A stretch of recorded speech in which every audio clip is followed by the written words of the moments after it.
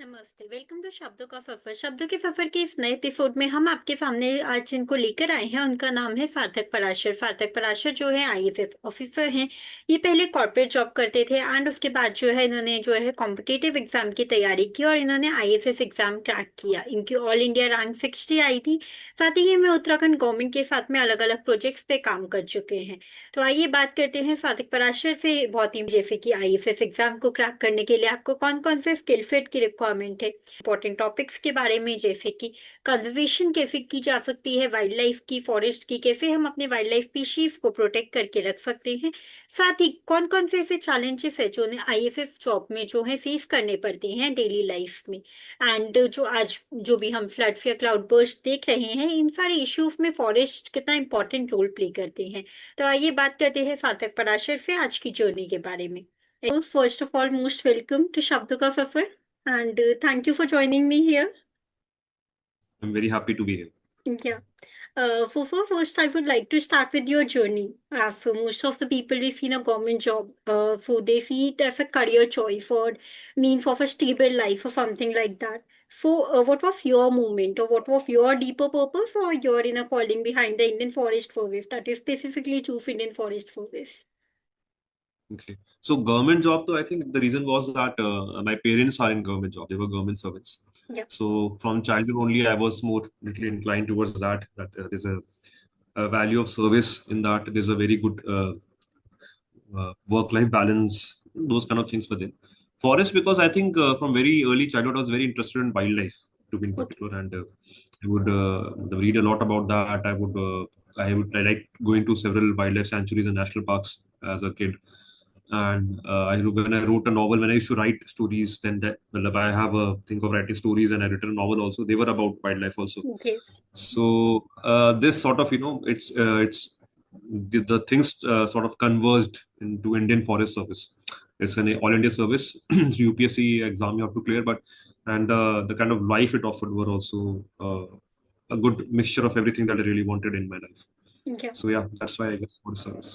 And you have written the novel after you have joined the civil services based on your No, before experience. that, before Okay, you no, have written before the that. novel before Much the before that. you have Much joined the before that. service. In my colleges only, I was started working on a novel, and it got uh, shortlisted in Jaipur Literature Festival, and it was launched there also in Jaipur Literature Festival 2019 Yeah, under published with Zero Degree, and it's about wildlife conservation in particular. yeah, If I have to summarize it in one line, it is about a 10-year-old girl who yeah. finds the last tiger cub on Earth. Okay. So that was the premise that I worked on. So I think it is because I was so deeply ingrained in In wildlife, forest and it wildlife. Yeah. remained a part of me. That's how some level it motivated me to try harder for Indian Forest Mm. Service. Okay. So I heard that you were first into the corporate job and then you switched. You have worked in the corporate for around 2 years. And then you have switched to ISS. So you have prepared for the IS along with your office going on, along with I your work. tried, यार मेरे से I tried, but नहीं हुआ मेरे से. It was very Okay. tough. I worked in Flipkart in Bangalore Okay. after my college placements, and it was tough to juggle two three things. I was writing this novel also at that time, and you have to be very active in your job there. So I couldn't study, and I left that job after 1.5 years or 2 years. Primarily because of novel, I wanted to pursue that somehow, and also because I Okay. thought that I'll give my if as a career I would prefer government sector more. So Yeah. more like I left the job first, and then I tried to figure out what to do with Yeah. life afterwards. So you were Yeah. thinking to be So an author also in case you couldn't clear the services. You were thinking yes, to be I a mean, I guess full-time author. I exactly. I mean, in the fact is that I guess at some level I always knew that I wanted to be a writer, Okay. and along with it was a realization, acceptance of the fact that it is not going to be a career in India as such. For at least in Indian context, writing cannot be a career for a major chunk of your life because. But it takes a lot of time to establish yourself to generate a financial revenue stream in that career. So, as a career, I saw forest service, and writing was a passion I wanted to pursue simultaneously. And I thought that both these things will converge very nicely. So, Oh, I guess nice. that's how it happened. Okay. For another question related to your job only. For we all have an idea about what an IFS officer does. For what is the major misconception about your job that you would like to clear it up? That mostly people think that the IFS is all about this and that. For what is the major misconception you think that people have in their mind? I guess the fact that an IFS's most of his life is spent in forests, that is a big misconception. There are, so if you see, if I give a small, backdrop of it, the hierarchy Yeah. in forest department goes like there's a forest guard who is in charge of a beat. So that is a person who is very much in the forest, whichever it is, perimeter that Okay. is. Above that, there is a block officer, but then primarily there's a ranger. So there's a forest ranges, which Okay. encompasses like 7, 8, 6, 7 beats. Okay. So the range officer also has to be, they'll be said like the center will be in some of those small towns, maybe. Okay. And in the forest area around that, they'll be in charge of that. Above that, there's an ACF or subdivision, and above that is division, or where Okay. IFS officer generally get posted as DFOs. Yeah. So a division is generally mostly a city center. It's a so let's say I'm in Mandi right now. Yeah. So the Mandi division is Mandi city, you know about, right? Dharamshala city, you know about Yes. in Yes. Himachal. Yeah. You know about Kullu, right? So Yeah. there'll be a Kullu division. So the IFS officer has to sit in Kullu, Okay. and he'll be in charge of say a forestry area, which is the size of a district or something like that, little Yes. less than a Yeah. district, Yeah. and in charge of all the forests in that area. So your major job, like and for any government servant, you're primarily an administrator. Okay. You have to sign files. You have to take meetings. You have to make sure that orders are passed properly and all those kind of things. So that happens inside the office. Okay. Sometimes when something happens, you have to go on rounds in the forest. You have to see things, but you Okay. cannot stay in the forest mostly. So Okay. yeah, that is I think the biggest misconception people might have about Okay. Indian Forest Service. Yeah, the people think that they mostly spend major of the time in the forest only and managing all the Yes, activities, but there is a hierarchy in that. true. Okay. And could you tell us about your first posting? Anything that we can get to know about it? And what was the biggest? I'm yet to get my first posting. I cleared 2022 exam, Okay. and so I was allotted 23 batch Yeah. of IFS, and it is around a 2.5 years of training involved, Yeah. approximately. Yeah. So my training has just ended, and I'm awaiting Okay. my posting. Yeah. So I'm just as excited to know about my first posting as you Okay. are, I guess. Okay. Okay. But I haven't And gotten it yet. yeah. So what is your biggest lesson that you have learned in these training days? I know that the training that you get, it's very make you in a person. So yeah, what is the biggest lesson or the challenges that you have faced in a training? I mean, I guess one thing that I've learned is that we tend to dissociate forests and civilization, human civilization, these two things during our, when we are preparing for the exam, when we're outside the world, we see like we'll go to forest and Yeah. civilization is something we leave. In Indian context, and I think in global context also, you cannot dissociate the two. Yeah. Humans arose from forest. Humans have been dependent on forest, and human has been living with forest and even managing forest for as long as human civilization has Yeah. existed. They're So, interlinked, basically. sorry, They're sorry, interlinked. They are interlinked. Yeah. So interdependent on each other. a lot of problems also arise because of this only, but the solutions also we have to find solutions which lie in this this convergence, Yeah. this area of overlap. You cannot evict all humans outside forest. You cannot have complete, you should have some untouched forest, like we have something critical tiger habitat, we have Yeah. core zones, Yeah. pristine forest, and that concept has to be there. But for majority of forests in India, humans will have an interference, and we have to find a way to create a balance between the two. Yeah. And that is something I learned in training when I went on the ground. I saw that, wherever there are people, there are forests around, and wherever there are forests, there are people inside it. You'll Yeah. be bound to interact with. Yeah. That's my biggest one. Okay. And your job is already, you have already told that it's a constant balance between what if development and also between the deforestation. So, how do you take that? Means, what are the challenges that you are facing in case of deforestation also, or anything you are up to do in that field? Deforestation, yeah, you see, that is a bigger challenge.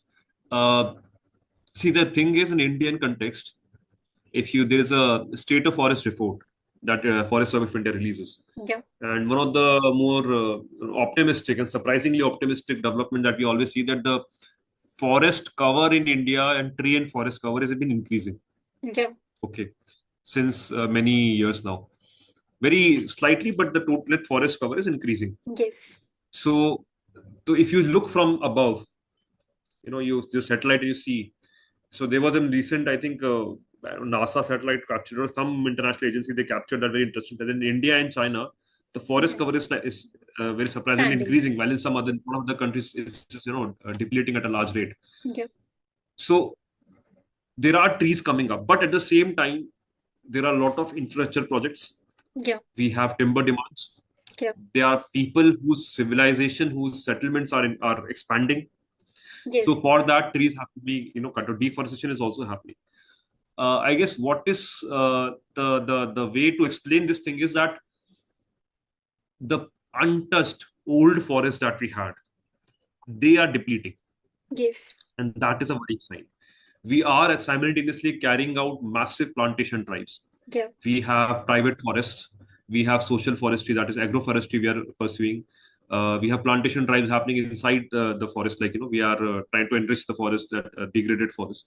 Yes. So these two things are happening simultaneously, and we need that timber. We need to clear some area. I understand that, but we have to at the same time preserve those pristine forests, Yeah. those That core are areas, already typical untouched. tiger habitats. Yeah. So So according to that is the way I see it, and I have faith that in the present government, and the policy that we have nowadays, that is focus on that part to preserve the pristine forest, yeah. and I hope we do even a better job in the future Yeah. in that regard. Yeah. And Okay, can I just yeah, just one sure. second? Can I Yeah, just sure. drink some water first? Can Okay, you take okay, no like one problem. minute? Give me 2 minutes. Yeah, yeah, yeah. I've continued. Yeah. Thank you. No, please continue. For how, as an individual, you would navigate the ethical dilemmas in the projects. I know you are not appointed yet, but yeah, you must have thought about it or something you have learned in the training process. So you can answer me based on that. So how do, as in project like Chardham Highway we can talk about, or the similar issues that are large scale infrastructure project? For what is the mental model that you can use as an IFS to make a decision when the ecological cost basically outweigh the Hmm. that is the development benefit we are talking about currently. So in these projects, generally, a forest, must understand, a lot of these developmental projects involve multiple departments. Yeah. So it's not like I have a complete say over it as a forest officer. There is an India Forest Conservation Act. That means that if there is a forest land involved, so first of all, Yeah. let me make it clear. In Indian context, in all the Indian land that we have, government land that we say, there is revenue land Yeah. and there is forest land. Yeah. That is on paper. That Okay. is irrespective of the fact whether there's a tree standing on that land or not. It's a Okay. legal definition. When we say Okay. forest area, Yeah. that does not mean that there has to be for trees or forest area. Forest area means that legally on paper that is a Forest forest area. area. That is by Yeah. forest department. Right? We are pretty much clear about that. There is still some lot of in terms of the records that we have, there is some issues with that. But so if a forest area Yeah. that is being involved in that project, so in that case, there is has to be some clearance that is required from our side. There is a process that goes Yeah. with it, forest clearance, and in that we have to give our I guess what I mean is central government permission is required in that case if you Yeah. have to clear that. So that is a whole process in that. I think So that as a part is in DFO, if concurrent I'm in that, list.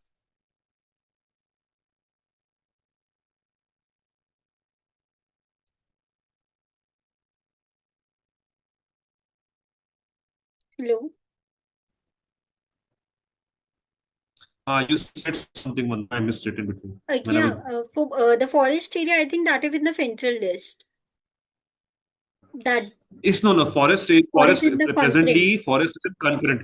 It's in concurrent concurrent list. It list? comes Yeah. both in the state and center. Yeah. But with respect to, there has been Forest Conservation Act, and there is a Godavarman judgment that came in Supreme Court judgment Yeah. 2095. So that made it very clear that you have to clear any forest land, you have to take central government's permission. Yeah.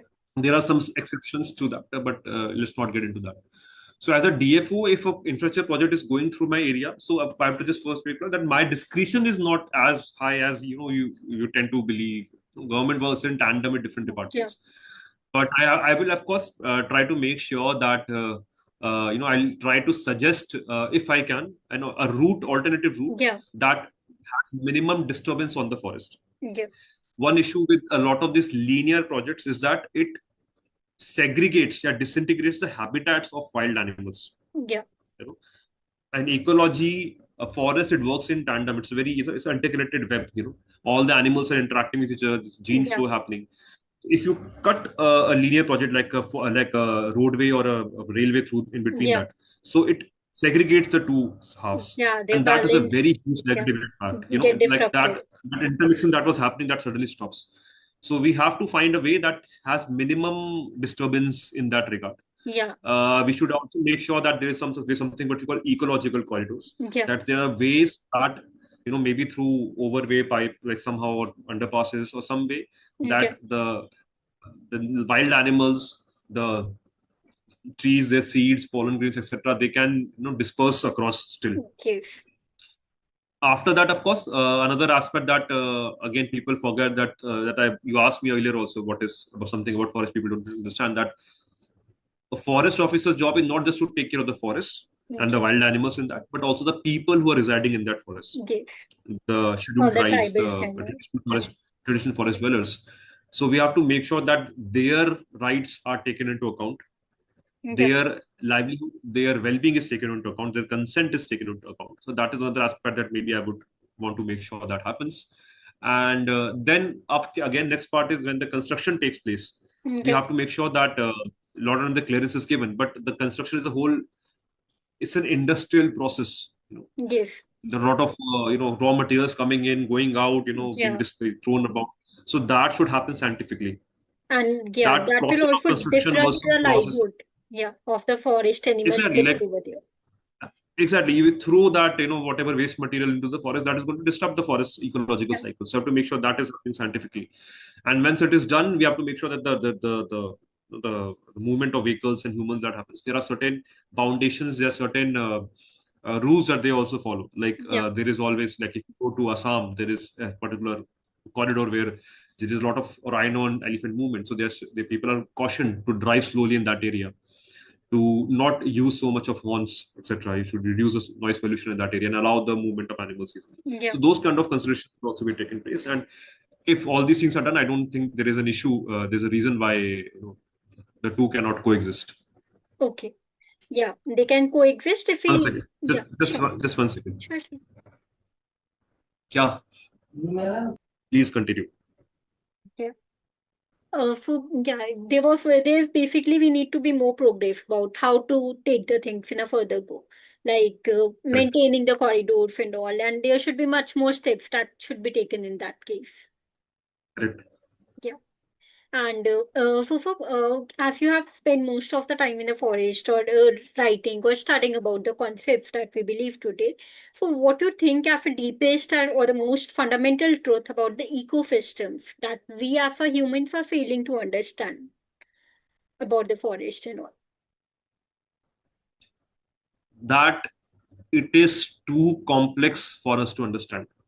Yeah, I believe there is, in the centuries of scientific progress that we have seen in the last, 2 3 centuries, and which has allowed us to, break the shackles, that do not believe in just, the traditional things we hear. You can question them. You can, yeah, through logic, through reasoning, rationality, you can find certain solutions and all that. yeah, But that has also given us a level of arrogance that what we know right now is complete knowledge, yeah, and we should work on that. What we do not understand is there's a huge shroud of things that we do not know about.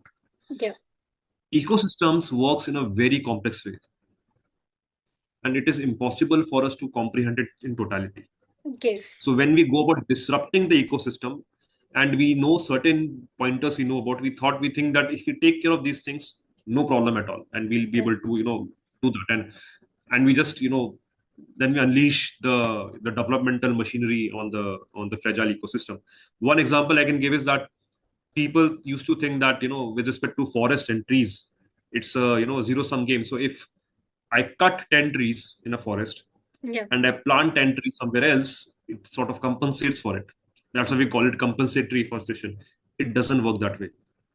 Okay. When you cut a tree, there is a whole ecosystem dependent on that tree, Yeah. a minute ecosystem, micro ecosystem, if you say, Yeah. Along and that area, which they build has their own taken. habitat. Exactly, micro habitats are there. There are a lot of other plant trees, other plants, other birds, animals, even trees.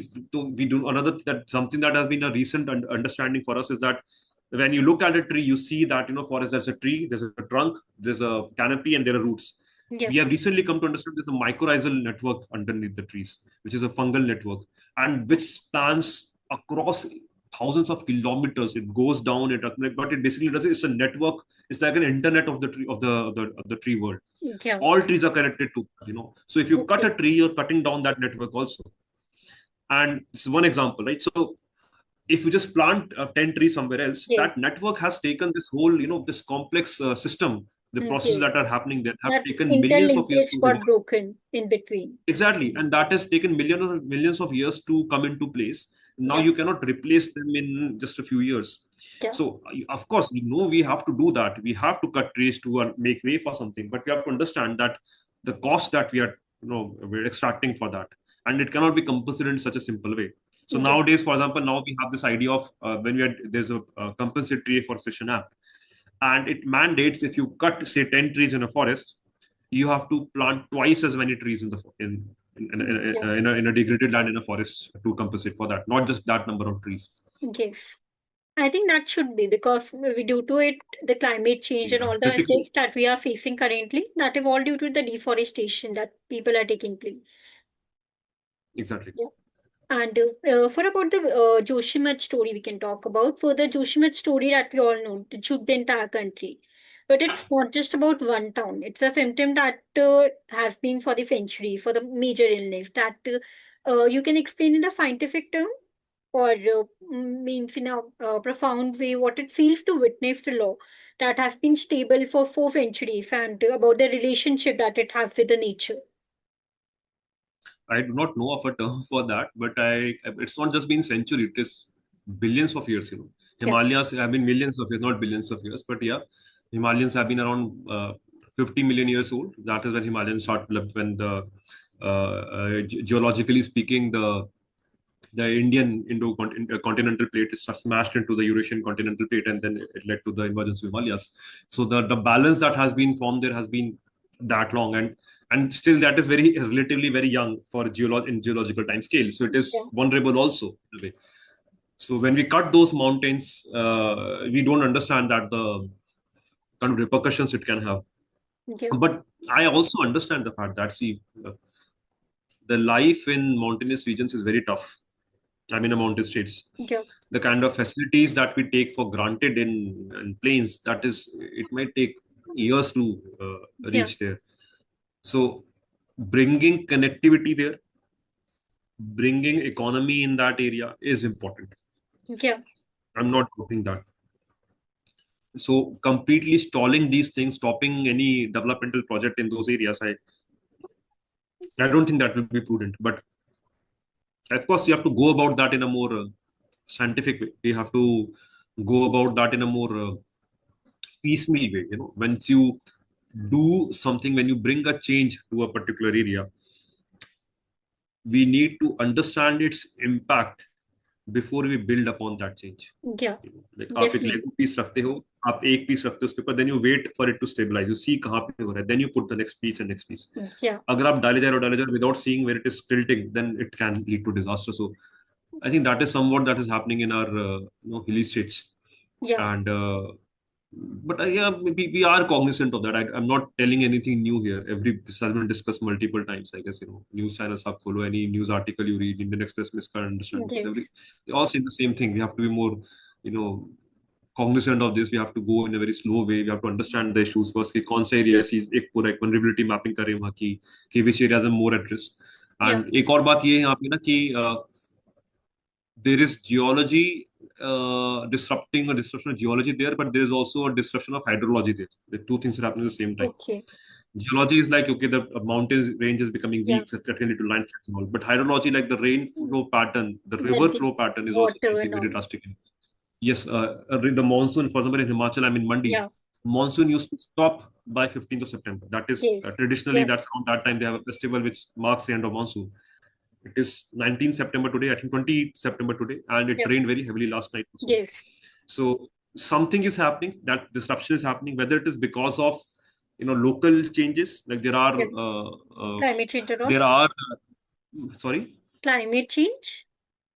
Exactly. So there are two things. So when you're trying to understand what is happening in mountains, like this kind of rainfall patterns, these floods that are happening, so much extreme rainfalls. So there are people who are saying that it is because of climate change on a large scale, and the glaciers are melting and nothing we can do. And there are also people saying that it's something much more local. It's Yeah. like when the monsoon clouds come in, Okay. they follow a certain pattern. There's a very simple, there's a physics behind it. When a rain laden, a moisture laden cloud, it reaches a barrier, then it will of course condense and it will lead to Yeah. rainfall. And there are certain passes through mountains through which it flows. There's a pathway to it. Yes. Uh, People are suggesting now that because of when we are cutting mountains, we are bringing about a lot of changes. So that is changing the pattern of monsoon winds, Yeah. and maybe that is causing some sort of the change in the rainfall patterns that also that we're seeing. So Yeah. in a particular locality where they used to know, okay, the river will never cross this mark, Yeah. suddenly it is breaching them on a very regular Yes. basis. So that is also into play. So we have to be very cautious. There is a Supreme Court, I think it talked about this with respect to environmental conservation. It's called precautionary principle, Yeah. that something new change you're bringing about, and you cannot be totally cognizant of all the impacts it's going to have. So have a precautionary principle, take some precautions, but something that you cannot foresee, Yeah. and that can also happen, take that also into account of when you're in your developmental plan. Yeah. I think that will help us a lot. We as an individual and as a government authorities and all should take some steps in order to prevent that. Means we Exactly. can't totally control that, but we should take at least the minor steps that we can Absolutely. take. That's it. Correct. And about the clouds we have talked about. So the cloudbursts are no longer a rare event currently. They have become an occurrence in a state like you are currently working in Himachal Pradesh and same with the Uttarakhand also. We have recently for that there was a cloudburst. So can you explain with some like how forest cutting, especially for the roads and other projects, is directly contributing to the severity of the cloudburst and the So one subsequent thing, landscapes? okay, so there are again very complicated processes that go about. It's also about the fact that when there's a tree present in a tree cover in a particular area, and the trees are take their something called evapotranspiration happens from the tree leaves. So there is, even when a tree is just standing like that, there is some water exchange happening between the atmosphere. But I'm not very educated in that regard to tell you about it. But what I can tell is that when you cut trees in mountainous areas, it makes the soil very fragile. Yeah. It makes the water retention capability. So earlier, soil and water, these two things, the capability with which the mountains could hold them, that has weakened. Yeah. There is a tree called banjok, Yeah. and what it does is that it has a very strong water retention capacity. It can hold a lot of moisture in the soil, Yeah. and because we have cut them so large scale, we suddenly see that the soil, the mountains are not able to hold on to the water, so it bursts about right away, Yeah. right? So that is one way I think it is contributing. Another thing is that trees also act, or forest in a way, it is like this: when there is something in an area Yeah. already present, it automatically prevents something else from coming in, right? Yeah. If there are forests in a particular area, so it is undisturbed because there are forests there are Yeah. trees there. So of course we cannot, वहाँ पे तो पेड़ है तो वहाँ पे कैसे Yeah. जाएंगे, वहाँ पे क्या कुछ कैसे जाएंगे. Once tree are cut, then so many things can happen on that land. Yes. You build a roadway through that area, you start mining that area, you Yes. build your homes and resorts in that area, all of which lead to weakening of that the lower subsurface, the mountain soil and the rocks underneath Yeah. it. So trees also help, they act like guardians of that soil, I would say. Yeah. Guardians of, they're like sentries that are always on the watch and prevent anything else, anything big that come in Yeah. despite it. So I guess that way it is. And then again, there are so many other processes which we do not understand the way the ecosystem works. More so into mountainous areas. Yeah. Most of the studies that have been done are in the plain areas. When we do, it is much more difficult to conduct any study in a mountainous area because there is Okay. another dimension that adds Yeah. into it. So you cannot climb the ease with which you can, conduct an experiment on a flat plane. Yeah. That is, much better, much easier compared to something when you have Yeah. to climb, so many feet in such a steep slope and go up there and conduct those sprint. We have done that as part of our forest exercise, and we know how tough it is. So that's why I think mountains, mountain forests, mountain soil are less understood and less studied also, Okay. uh, as compared to our general knowledge about climatology, hydrology, and Okay. whatnot. Their terrain is different, for their study is also different and difficult to do. So there's not much study about it. But the deforestation and the projects that are like Chardham Highway we can talk about, and so the frequency of landslides and floods have been increased due to the soil retention capacity you're talking about. So it got increased due Yeah, to that. Okay. And yeah, that was a very significant contributor, I would say. yeah. For experts, we repeatedly think that they talk about the unscientific road cutting and the indiscriminate dumping of the debris into the river that we have already talked about that when the construction take place or when the transportation of the material take place. So basically there is a debris that we throw into the river or in the forest also. So, as an IFS officer, you are on frontline on this, and you must have experienced or worked on that. So, can you describe in simple terms how this process weakens the mountain slopes and leads to the landslides, or making the area more vulnerable for the cloudburst? So I told you that before, right? If you cut down the forest in an area, the trees are the one, the local flora is the thing that is holding the soil into place. And forest soil and the mountain soil is anyways much thinner compared to the ground soil. So that profile is very thin.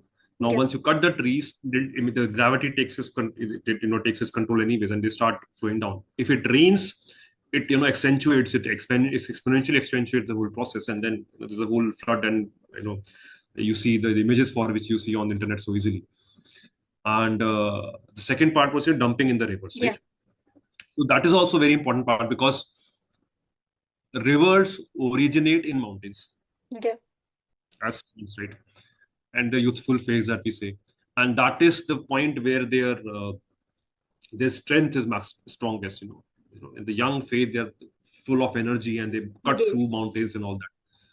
Now, if you dump waste at that stage itself, it will lead. The siltation is a process that happens much further down, in much later in the rivers, yeah, course in general. In mature stage, that is where siltation starts. If you start siltation, that kind of deposition at an earlier stage itself, it is definitely going to disrupt the whole hydrology. okay, The of course, first of all, the it's going to spill across its bank. okay, There are any houses, etc., constructed near the banks, they're going to be much more at risk. The hydrology that is definitely changed down, yeah, downstream very drastically.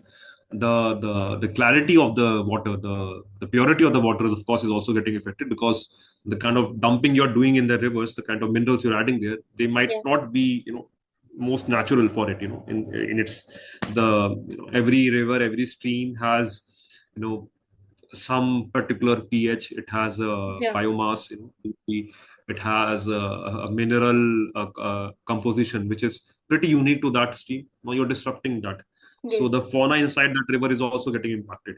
yeah, The fishes, they have accustomed over again millions of years to live in a particular environment. Now you're okay, disrupting that environment. yeah, That if the fish start dying, then the dependency of fishery of the locals, that is also going to get impacted. yeah, So all these, and this is the biggest thing, right? If you are the river will, for example, if a small stream that originates in Uttarakhand, that yes, will form into Alaknanda and Bhagirathi, and then that will form and become merged to form Ganga, and Ganga will flow through so many states, and so yes, many peoples, many farms are going to be dependent on that. So you tweak something at its initial stage, the impact is going to be momentous. yes. So And of that course is that is something the you have to thing take that into we are account. currently seeing, that is happening today, that we are Yeah, seeing in the news and all. Yeah, definitely. of So, course.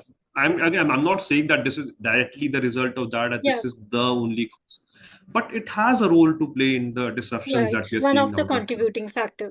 One of the contributors, yes, in a ways we don't understand yet completely. Yeah, definitely. Now the next question is that the headlines that we currently see, they are full of the human wildlife conflicts that we are into. And for according to you, what are the key drivers of this issue? As a forest officer perspective, I'm asking. So what are the key drivers between the human wildlife conflicts? So again, like I told you that earlier also, right? Human civilization and forests have been coexisting for millennia, and it is that interaction, that overlap, that is causing that. One issue is definitely that as humans, the pressure we are putting on forests is increasing. Yeah, It's true, right? And the reason there's a lot of anger around is that the agents sometimes who are causing the pressure yeah, are different from the victims who are bearing the brunt of the pressure. So you create a highway line on one side which causes the disruption of, puts a lot of pressure on the wildlife in that area. They move toward this side, and there is a forest village that has been here. There's a village that has been living like yeah, that for millennia, and on peace suddenly they're seeing that, a lot of wild animals are coming to their prey. They're destroying their crops, they're yes, eating their livestock. So that is a very severe problem. And I agree that people are emotional beings. If you lose a loved one, and especially so that if you, for you know local village communities who are so dependent on their livestock yeah, or their crops, and yeah, they lose them, the emotional impact of that is something that we cannot, I think, comprehend living in cities. So that is why they get so angry, that the mobs that you see some very gruesome sights, that they corner a particular animal, they beat it to death, and it's a yes, very sad thing. It's a very yeah, sad thing, I know. yeah, And not just the animals, they start beating up the forest staff also, because as if they think the okay, forest staff are the ones who ask the animal to go and attack them. yes, So that is an issue that is happening. There's a pressure on these wild animals, their habitats. Like, one thing we do not understand, which is something again like a misconception people have, they think that what is causing, when you think of a wild animal species and you see why their numbers are declining, why they are under threat. yeah, So we assume it is because of the first thing that comes in our mind, we're hunting wild animals, we're yeah, killing wild animals. That yes, is not the primary cause. okay, The primary cause for any animals decreasing population, the threat it's under, the pressure it feels, the the implication of that. The primary cause of that is disintegration of habitat. okay, I'm not even saying the destruction of habitat, it's disintegration of habitat. yeah, The habitat is getting disintegrated. The animals have to cross from one area to another. They have to move out, and then they enter into human space. yeah, So that, I believe, if we can again, and here's what we when we talk about a linear projects, our yes, linear like highways, like yes, railway lines, etc. If we can construct them, when they are cutting through some habitats, if we can construct them more scientifically and with a way for animals to cross over, I think that will have a very major impact on reducing the human wildlife conflict yeah, that we see. without And of disrupting their course, another habitat. exactly. And another aspect to this is that I believe in the recent years, in the recent decades, we have come into an understanding that forests and development or economy are two opposites. Yeah, You cannot have economic development without forests. I think that is a perception we have to change. That is something we have to work towards. We have to create synergies to make that change. A lot of in central India, yeah, the conservation of forests is very focused on, because the tribals and locals economy is dependent on forests. yes, So that makes it makes them understand that we have to conserve forests also for that. That is not the case in several other parts of India. okay, So if we can find a way that people's economy is dependent on forests in a yeah, sustainable way within the forest carrying capacity, then I believe that disintegration and destruction of forest habitat will reduce. yeah, That itself will reduce the pressure on wild animals living in those areas to move out of that area. yes, So that again hits a very complicated issue, and the solutions to this will be yeah, manifold. And maybe I'm not even touched on the major issues, major solutions also. But Yeah, I believe that the ones I discussed with you are one of the few important aspects to that. Okay, and that is one of the solution for the problem that we can do. Yeah. And 2006 Act that came into power, and it was a landmark law. So how you think it changed the dynamic between the forest department and the tribal communities living over there? So I'm a forest officer, so this Yeah. is my perspective that I'm going to tell about. I guess you have to listen to their side of story also. There are Yeah. different agents in it, but yes, my perspective will be that of a lot of forest officials that stage, and I think that is a very positive attitude towards the Forest Rights Act. These forest communities that have been living in these forests for eons, and they have been managing the forests. Before any Yeah. government came into place, before any kings reached this area, these communities had been living in tandem with these forests. So they know how what we talk about, that balance that we talk about, sustainable development and all. They know about that. So they making them party to that whole forest management. That is what this act aims to do. First of all, it aims to recognize their rights, and Yeah. then again the traditional way of living is in tandem with forest, and also that the next step is, so basically what it talks about is three tier of rights: individual rights, then their Yeah. community forest rights, and then their community forest resource rights. Okay. Individual rights mean that every person can have some say 4 hectare of area at maximum with them. They can cultivate any crops there or whatever.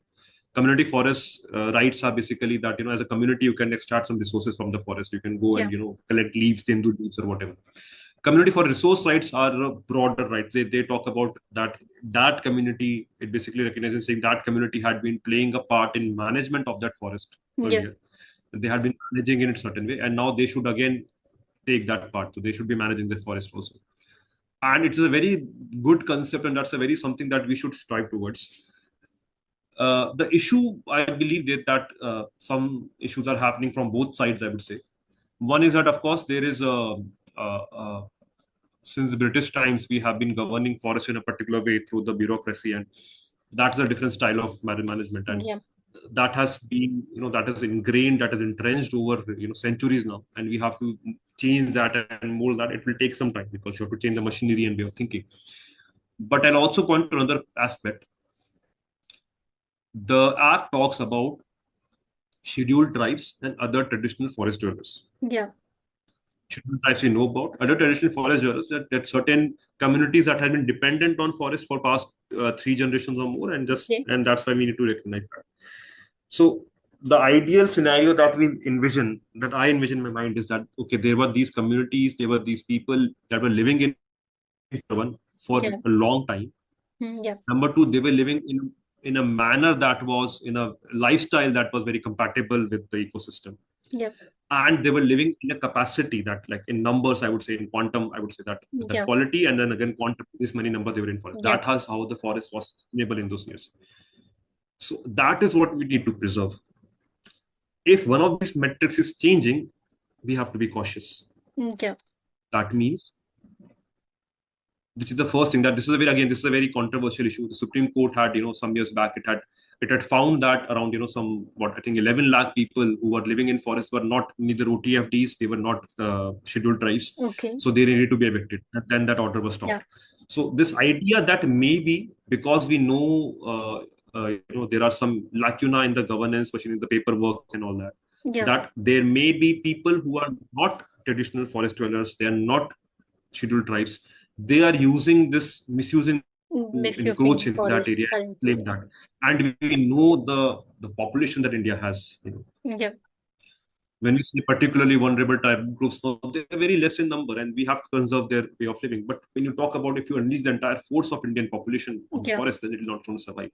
Yeah. So that way to distinguish in a right way, that I believe is very critical.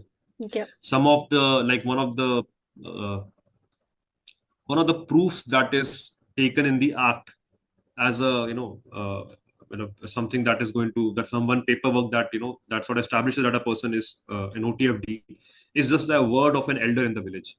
Okay. So they take that So into that is not a consideration. very tenable thing, right? If an elder in the village says that, okay, this person was in this forest, then okay, we have to assume that as a valid proof. that this person was. Of course, you have to take two proofs. So this is one, and another proof they have to take. But my Yeah. point is that there are some.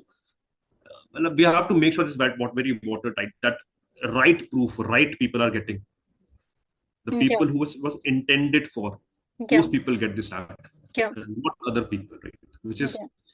which I think goes for any welfare, any socialist program, any socialist, any social, not socialist, social, policy that we have. That the people who's intended for, only they receive it, and it's something very difficult in a very emotionally charged country like India, that other people receive it and then you try to stop it and it becomes an issue. Yeah. The second point I talked about is about the quality, that the way of life they were living since ages, that needs to be there. Now, if that way of life is also changed, Yeah. that creates a problem. Yeah. If somebody was originally living in a forest hut, growing forest crops, that was sustainable with that. If tomorrow somebody plans to clear the entire area, Yeah. build a resort in that same place, build a, something up a polluting industry in that area, and just saying that, okay, I am not industry, but yeah, something like that. You cut the area, you build your own private road, a concrete road in that area, whatever it is. So that is not the traditional way. We have Yeah. to understand that thing also. Yes. We have to take into consideration. If these things are established, then yes, and then I think it's a beautiful art, Yeah. and it can do some wonderful thing. And things which are not being done, this is another major lacuna, that what the act envisioned, so the basic groundwork for that is still yet to be laid in Yeah. a lot of places. The People have to be groundwork made aware reality that is there is an different. act that empowers them. Forest right communities have not been formed in majority of the areas, Yeah. which is the first step. The forest right communities have to be formed by the local level, at local level, and then they will, take care of all the claims. They will, create the claims. They would, gather them, and then they will take it up at the second level, that is DLC, and what next, Yeah. so, and DLC and so on. So that awareness has to take place. There has to be, I'm a firm believer of the fact that uh, there's a philosophy of tragedy of commons, to say that if you give a whole community, a resource, limited resources, they will compete amongst each other and they will exhaust the Yeah. resources. I Yes. am not a firm believer of that theory. I Okay. believe that a community which is built on trust, if you give them ownership of resource, that community will, judiciously use it. But that trust has to remain. Yeah. First, trust have to build And between the that is people and the something, it is community. not a measurable metric. So that is something, forest officers, DFOs, or district collectors, tehsildar, whatever, the gram panchayats, their understanding at the ground level will be able to help in knowing Yeah. that, okay, there is enough trust in this community. This community will, work in tandem with nature. They will, Yeah. ensure that resources are not exploited, but they're only, Yeah. utilized in the best Yeah. way. It will do. Then it's a good act. It's a very well-meaning act. It's a very needful act in India's scenario. Yeah. Yes, definitely so. For now, we can talk about your book novel. For you have already mentioned about your novel. That is for the children of Mama Feely. I think I guessed the book no, word right. Yes, children of Mama Asili. Mama Asili is uh, an African language called Swahili. In it, it means Mother Earth. We are Mother Nature. Okay, The that is for the children of Mother Mother Nature. Nature. That we all are. You, Yeah. me, all the animals. Yeah. Okay. And for how does this title relate to the central conflict of the story that you have told? And what was the message that you were trying to convey? I think this. I guess that is the thing, right? One at the very core level, it's a story of a.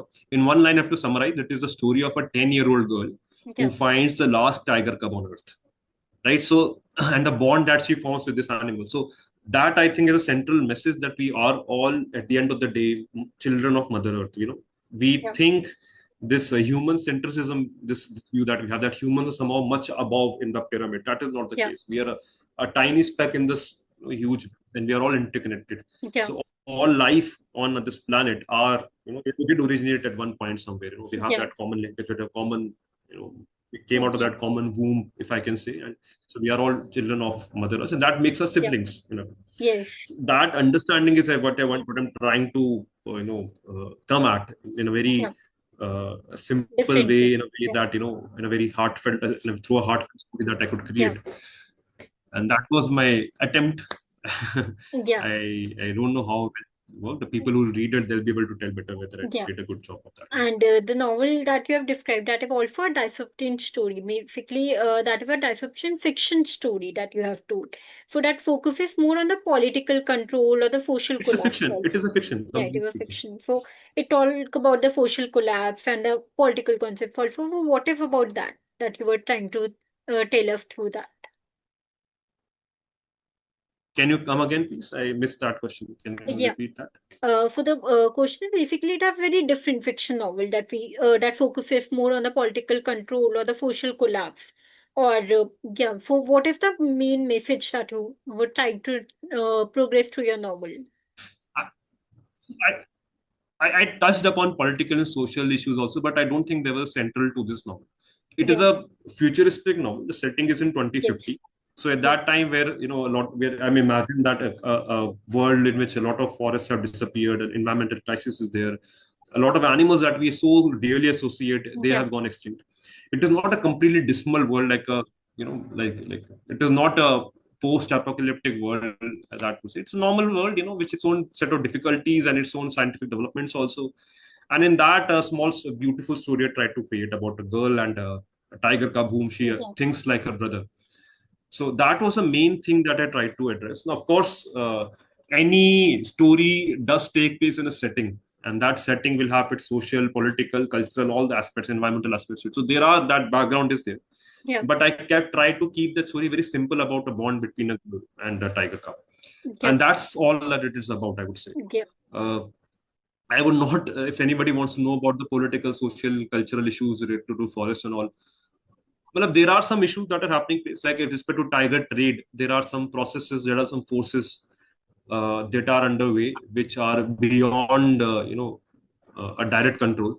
More prominently in the Yeah. East Asian. So, like I was very the issue of tiger conservation is very close to my heart. I was very passionate about tigers from a very young age, Yeah. and one of the major threats to tigers and one of the reasons for their poaching is that there is a very high demand for tiger and their parts in East Asian markets, Yeah. Asian and East Asian markets, and that I think is a very appalling thing in today's context, in today's day and age, where we have so much awareness, and in a land like India where we worship our animals, and there are certain places where it's all about there is no end to it. They can farm the most beautiful animals and just to kill and eat them or whatever. Yeah. So that is something that was very close to my. I try to address that process, That that the way it particular. happens, and Yeah. the villains of the story, etc. Also, but again, it's at the end. It's a very try to be a very simple story Yeah. about a simple bond, and there are elements behind it, cultural, social, political. But I do not want people to go reading this book with Yeah. that thing in mind. Okay, Yeah. actually, we'll For know the about a lot picture. of social issues. Yeah. That is And not what it's any other novel that you are writing currently, or maybe in the future we can see? about. Yes, I am. I am. Thanks for asking that. I am working on an idea, Okay. and it's a different take on the on Rudyard Kipling's classic Jungle Book. Okay. Uh, that idea, that core idea, I guess, and about and basically it's about man versus nature, if I can say in one line. Okay. Humanity versus nature, and whether we are part of nature or we are against it. And if we are against it, then that battle is something that the way we imagine it will be between humans and nature. That is, it is not going to go the way that we are planning. We are thinking it will go, Yeah. and I wanted to relate it in a more magical way, in a more fantastical way, in a more sci-fi way, you can say, Yeah. and with a very key character at the base, the center Yeah. of it, I guess. So, and that is something I'm working on. I'm trying to Okay. create that world. It helps that I'm surrounded by forest and living Yeah. in a forested area, so So it that basically is helps in a the writing is a process very also. rich. Sorry. Yeah, it helps in the writing process, your surroundings and all the Yes, it environment. does. It does, of course. It Yeah. does. It does. That's wonder for your writing and for other things also. Being in forest is good, yeah. When you're staying in a forested area, surrounded by trees, you will see automatically. I'm not even saying forested area surrounded by trees, greenery. It has an impact on your Yeah. mental well-being. It Nothing helps else, in the just go for mental a walk, balance. Yeah. and it Definitely. does so much wonders for you. Yeah. And for now, we can ask for the questions that basically the UPSC aspirant, since you have completed your UPSC journey.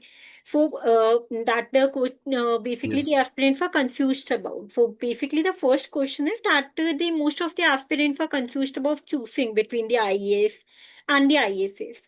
So what is the core difference that you think that are in the roles? Impact? There are major differences, but what kind of personality do you think and the mindset that you think is better fit for an IFS officer?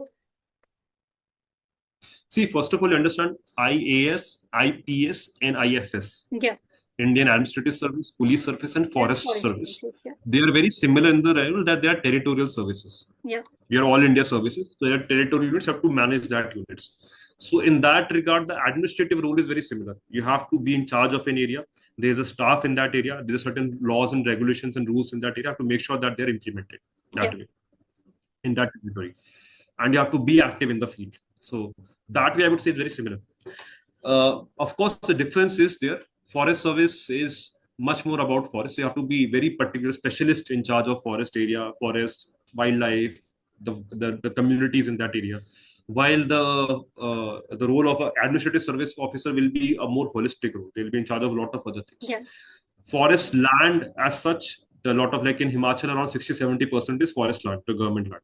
So yeah, that comes under directly our decision. But then, of course, the government laws will also be applicable in that. Administrative laws will also be applicable. So both of us are governing it in a certain way. yeah, So that is there. Also. Police role is a bit different. Of course, it's about law and order completely, and a very strong force, and you have to make sure that that stays under control. And that again overlaps with these things also, because while forest service has its own uniform staff, and we can exert our muscle power on the ground, but we do in terms of when you're tackling, say, forest crimes, when we're tackling some law and order issue that happens because yeah, of, say, human wildlife conflict, then we need the police force help also. So that is also something the overlap happens.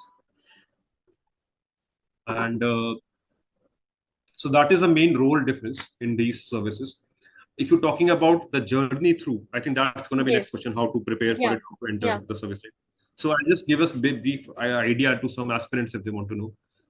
As of now, the process it converges at the beginning and diverges at yeah, the later stage. There's a common exam, CSE IFS. When yeah, you're filling the IS exam, CSE exam, there's an option whether you want to give just for yeah, ICSE, just for IFS. The cutoff for IFS goes higher, yeah, 10-20 marks. yeah, So every year, say around if 10,000 applicants are finally make it after the beyond the prelim stage, they're yeah, selected after the prelim stage for the mains of CSE, 1,000 applicants will make it across for mains yeah, of IFS. So yes, that is the ratio that will happen. So it is tougher, and that is the biggest hurdle. Beyond that, the mains of IFS are different from CSE. CSE is about a lot of other subjects. yes, IFS also has some GS and English paper. English is also a very important part of it, first of all. But then there are two optionals, which are yeah, science that is optional, scientific subjects. forestry and the And that will be geology. generally that's the most commonly accepted or taken options. There are a wide array of options. I took forestry and zoology, that is animals Yeah, or zoology. Some people take mathematics, some people do not take forestry or whatever. It's okay. And that is the main thing. Then afterwards, at the interview stage, again, we sort of, I would say, both the processes converge, because interview, the panels are same. The yeah, criteria personality test is also pretty much the same. And the interview also happen nearby, like they sort of coincide or something like yeah, that. They happen adjacent to each other. And then the finalist comes out. yeah. So that is the scenario of forest service. And again, I think I should let you ask the questions, and then I'll answer. That will be better. No problem. So you can continue. For any particular strategy that you particularly follow in order to clear the UPSC CSC exam?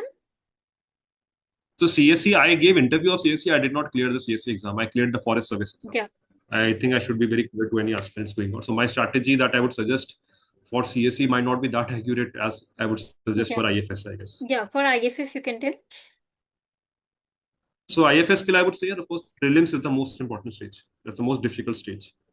Matlab, clearing prelims of CSC anyways is tough, but to get that, like to be in the top 10,000 is tough, but to be in the top 1,000, it's going to be much tougher that way. Yeah, So you have to focus all your energy on CSC prelims. yeah, Once you clear the prelims, then it becomes easier, because number one, the time it will that you have in your hand to give IFS means will be more than the time you have for CSC. So if okay. generally in the cycle, say prelims happens in end of May, I guess. So CSE mains will happen in August or September. But IFS will happen, say, in November or something. So you have a Yeah. long time. If you start from, say, May to June to November, it's a long time to study for IFS mains. So you can study. There are IFS also more straightforward compared to CSE.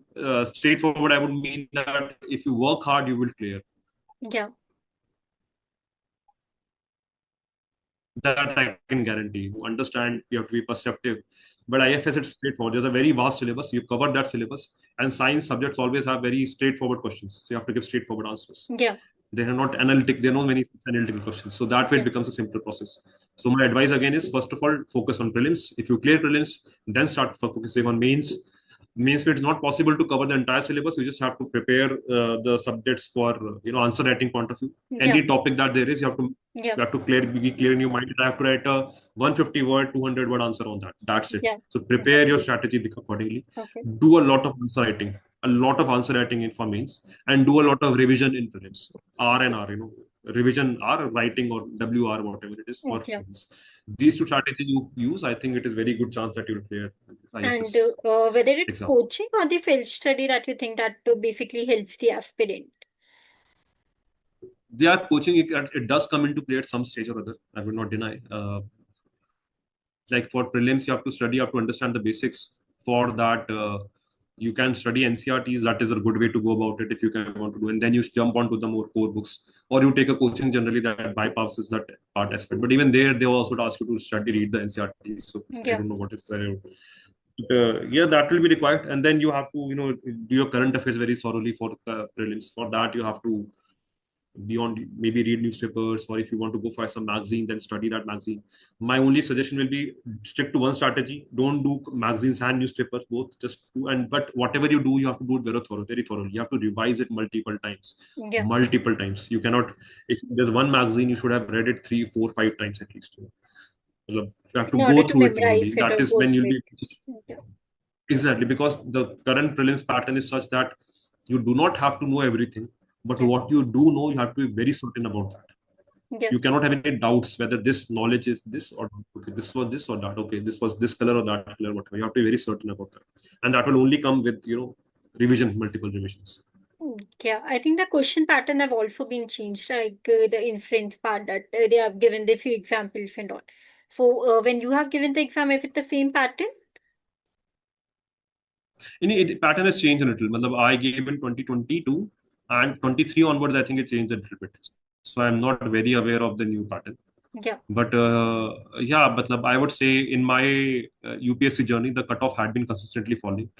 I think in 2015, when I was in college, I was just passing out. That time I came to know about it. The cutoff used to go 120 for CSC general. Yeah. I think now it has fallen to below 90. So that way it has become tougher, but it also means that you do not have to know everything. You don't have to attempt every question. You just need to say, if you only know half the questions, but you know them very thoroughly, it is good enough. That. Yeah. And when you look back at your career that you have pursued and dropped out from it and prepared for the exam and now cleared the exam and also written a novel in between. So what's the one thing or the one story that you want to share or the change that you hope that you are remembered for? Hmm.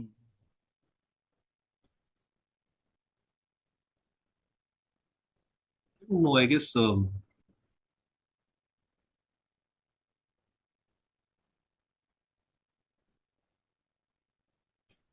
it is that the stories that I write today now also, and when people connect to those stories, I guess Yeah. they can, the it's like there is a wondrous aspect to forests. There is some mystical aspect through ages ago, since our Vedic times, when people saw forests, they saw some supernatural forces in that. There's something beyond us. We worship them, that's why. Yeah. And that has been rekindled in me in some way. That is there in my stories also, that kind of wondrous element, some sort of magical element to that. And that, I think I try to portray in stories, and I love it when some people I interact with who read my stories, they also see that magic, they see something like that. So again, I cannot think of right now, recall any one such story, but I guess that magical element is something I cherish a lot.